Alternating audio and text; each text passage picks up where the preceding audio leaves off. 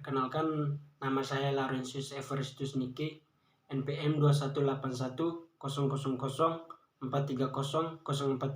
Saya dari kelompok 10. Dari baik, di sini saya akan menjelaskan sinar matahari sebagai sumber energi pengganti.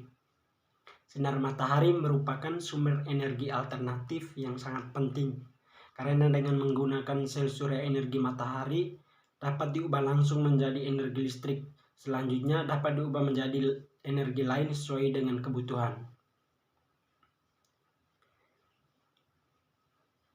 Energi yang berupa sinar dan panas dari matahari.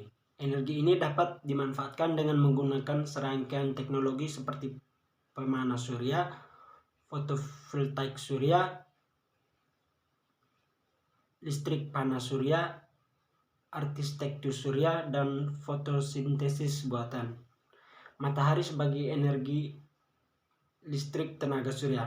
Energi sinar matahari ditangkap oleh panel surya yang kemudian mengubahnya menjadi energi listrik DC. Energi listrik DC dan panel surya dikelola oleh sistem kontrol untuk dapat digunakan di kemudian. Listrik DC dapat digunakan langsung untuk menyalakan peralatan seperti lampu LED, radio, dan televisi. Listrik AC menggunakan interfaktor untuk mengkonversi listrik DC ke AC untuk selanjutnya dapat digunakan oleh peralatan rumah tangga konvensional. Kita ambil contoh pemanfaatan energi matahari untuk PLTS, pembangkit listrik tenaga surya. Pembangkit listrik yang menggunakan sel surya fotovoltaik atau dalam kurung PV untuk mengubah sinar matahari menjadi energi listrik. Pembangkit listrik ini merupakan pemanfaatan salah satu sumber energi alternatif yang ramah lingkungan.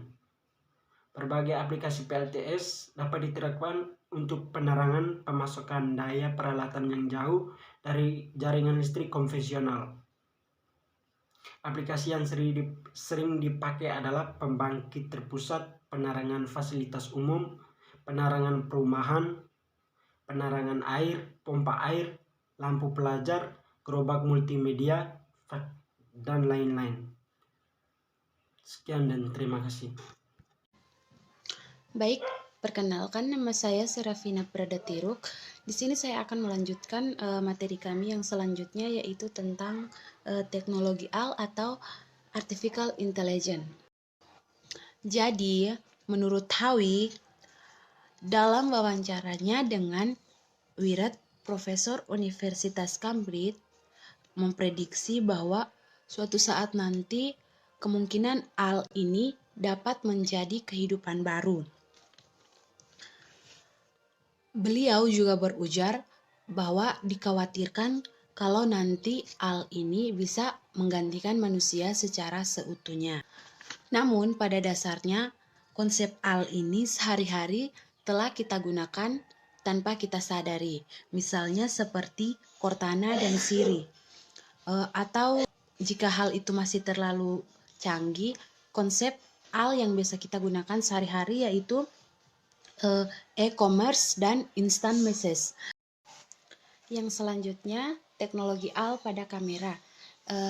Sebagai pengganti, yang pertama itu kamera ponsel lebih baik mendeteksi objek. Yang kedua, penerjemah real time tanpa internet. Dan yang ketiga itu membantu tugas harian. Selanjutnya adalah dampak. Yang pertama, meningkatkan kualitas kamera secara lebih maksimal.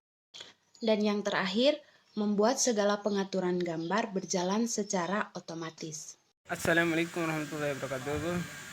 Nama saya Muhammad Rasid, NPM 218100480043. Saya akan menjelaskan materi tentang temuan planet baru sebagai pengganti bumi. Tidak dapat kita pungkiri bahwa ada planet yang dapat dihuni atau tinggal selayaknya bumi. Sebuah teori konspirasi mengatakan bahwa pada setiap bintang dan dalam suasana tata suryanya terdapat planet yang dapat dihuni. Ada serangkai kriteria agar suatu planet dapat menghuni secara sebagai planet yang berpotensi dapat dihuni. Daftar sebelum mencakupi usia planet antara 5 miliar dan 8 miliar tahun, sementara umur bumi sekitar 4,5 miliar tahun, dan lokasi di dalam zona layaknya yang dihuni bintang yang memiliki air. Temuan planet yang mirip bumi. NASA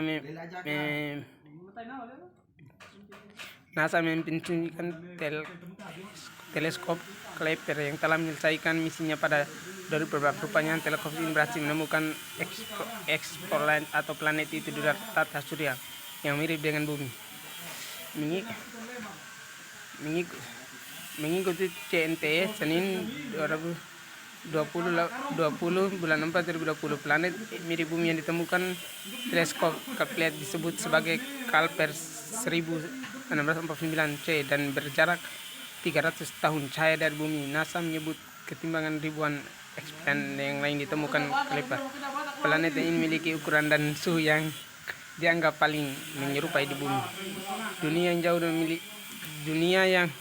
yang jauh menarik ini memberikan kita harapan yang lebih besar bahwa bumi kedua ada di antara bintang-bintang dan menguntungkan untuk ditemukan, kata selain satu ilmuwan NASA, Thomas Jurgensen. Sekian dan terima kasih. Assalamualaikum warahmatullahi wabarakatuh. Kondisi planet baru. Yang pertama, planet HD 113766. Menurut Natalie, pemimpin tim Explore, Kepler mengatakan bahwa ukuran planet ini mirip bumi dan paling layak untuk dihuni. Uniknya, planet ini dikelilingi dua cincin yang cukup tebal. Usia planet ini tergolong muda, yakni belum lama terbentuk sehingga masih bisa mendapatkan perubahan seperti menjadi lebih panas dan lebih dingin.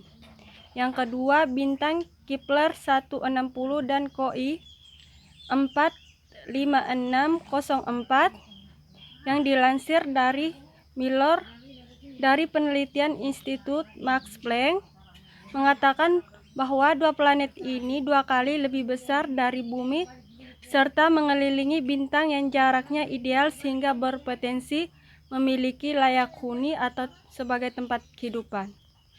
Terbentuknya dan berkembangnya kehidupan di sana membutuhkan waktu yang cukup lama, yakni 2 kali lebih lama dari bumi.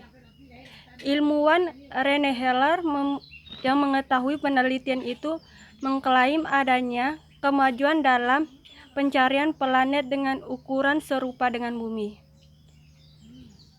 Kepler 160 diorbit oleh 4 planet, sementara itu KOI 45604 berada di wilayah layak huni